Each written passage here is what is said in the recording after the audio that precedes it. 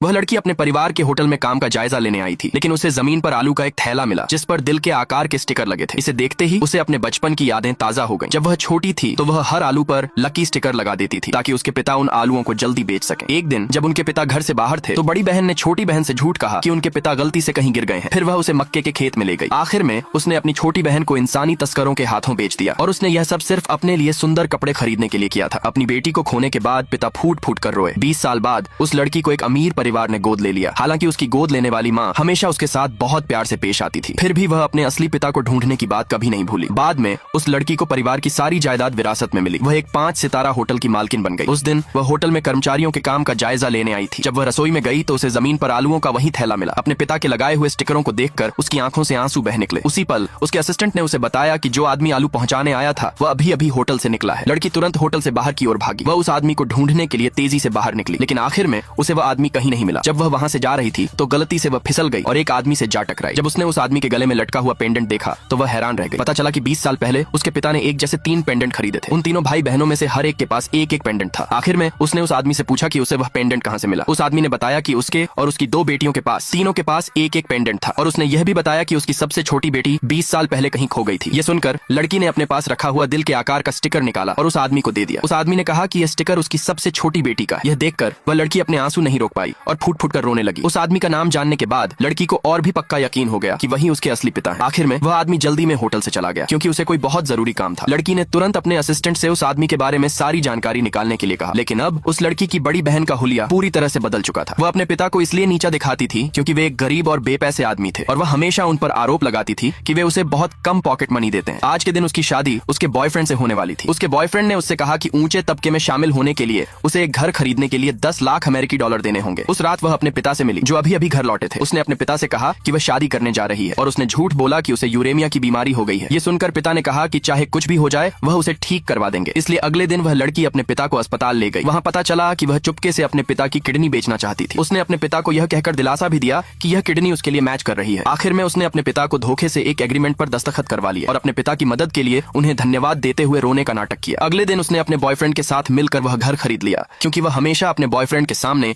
एक अमीर करोड़पति होने का दिखावा करती आई थी।